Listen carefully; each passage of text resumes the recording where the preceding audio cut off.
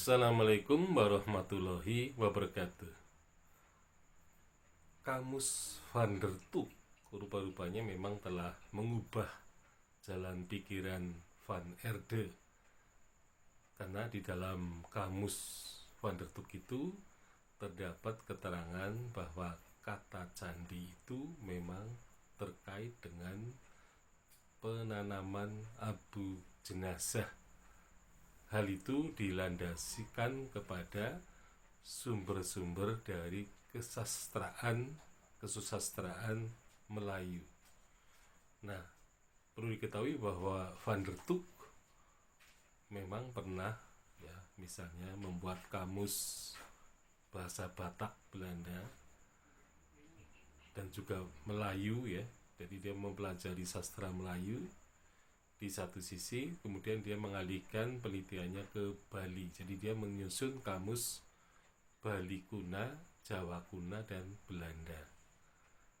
Nah, sehingga dia kemudian menulis kata candi itu berdasarkan sumber-sumber Melayu, dan itu menunjuk kepada bangunan candi yang artinya tempat pemakaman seorang raja atau abu jenazahnya. Nah, tetapi menurut kenyataan di Pulau Bali menunjukkan bahwa candi menurut kamus Van der Tuk itu sebenarnya tidak berbeda apa yang dihasilkan oleh Van Erde di dalam dia mengamati atau meneliti bangunan pura yang pada bagian yang paling suci terdapat Meru. Jadi di dalam Meru memang sama sekali tidak ada tempat untuk menanam, menyimpan abu jenazah. Nah, tetapi rupa-rupanya kamus Van der Tuk ini yang bertalian dengan kata candi ini yang ternyata memiliki kesamaan seperti yang terdapat pada penemuan Izerman mengenai Candi Prambanan dan Wardenar dari Petirtaan Solotundo.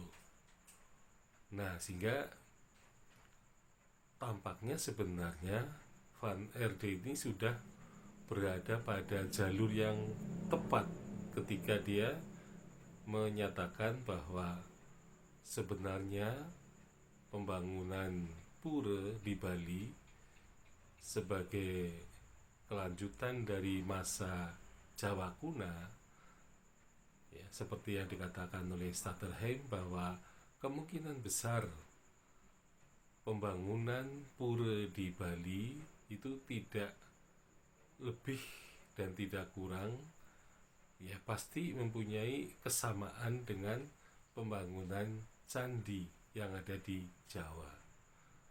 Jadi kemungkinan besar memang kalau di Bali tidak ada tanda-tanda abu jenazah disimpan di dalam kaki candi atau batur Meru, maka memang akan gugurlah pendapat yang menyatakan bahwa candi adalah tempat makam.